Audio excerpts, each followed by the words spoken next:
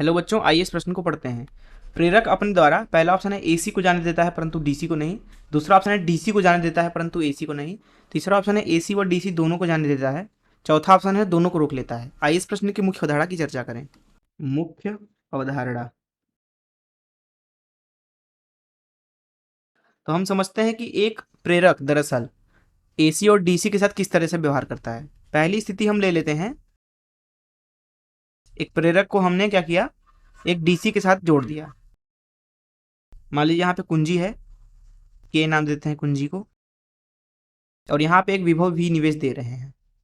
मान लीजिए यह एक शुद्ध प्रेरक है अर्थात इसका प्रतिरोध शून्य है। जैसे ही यहाँ पे कुंजी को हम दबाते हैं वैसे ही इस प्रेरक के दोनों तरफ विभव लग जाता है। दरअसल इसका व्यवहार कुछ इस तरीके से होता है कि t बराबर 0 समय पे जब आपने यहाँ पे कुंजी को दबाया, ऐसी स्थिति में जो यहाँ पे परिपथ में धारा होगा वो दरअसल शून्य होता है, अर्थात जो धारा होता है वो अभी अभी बढ़ना शुरू करता है। बात करें अगर हम t बराबर किसी एक क्षण पर, तो उस समय पे धारा का शून्य मान नहीं होता है, वो कुछ ना कुछ होता है।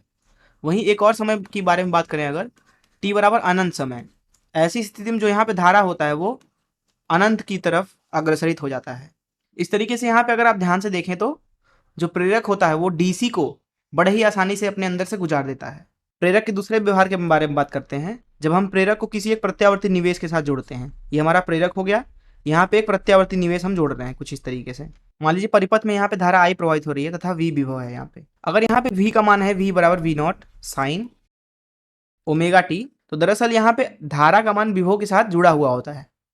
अगर हम यहाँ पे विभव के मान को लिखें, संख्यात्मक मान को, तो वो दरअसल होता है, मान लीजिए प्रेरक का प्रेरकत्व एल है, ऐसी स्थिति में एल डी आई भागे डी टी। यहाँ पे आप देख सकते हैं कि जो यहाँ पे विभव है और जो धारा है वो आपस में इस समीकरण से जोड़े जा सकते हैं। अर्थात यहाँ पे जो प्रेरक है वो दरअसल प्रत्यावर्ती धारा को भी अपने अंदर से जाने दे रहा है।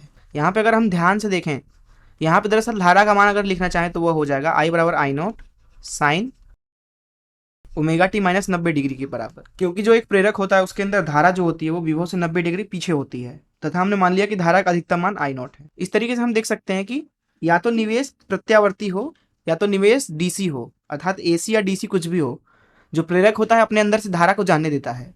तो अगर इस मुख्य अवधारणा से इस प्रश्न को हल करें तो यहाँ प्रश्न में पूछा रहा था कि प्रेरक अपने द्वारा, पहला ऑप्शन था एसी को जाने देता परंतु डीसी को नहीं, बिल्कुल नहीं, एसी और डीसी दोनों को जाने देता है। तो बी भी गलत हो गया, सी आपका सही हो जाएगा। मैं आशा करता हूँ कि आपको इस प्रश्न का हल जरूर समझ में आया होगा। धन्यवाद।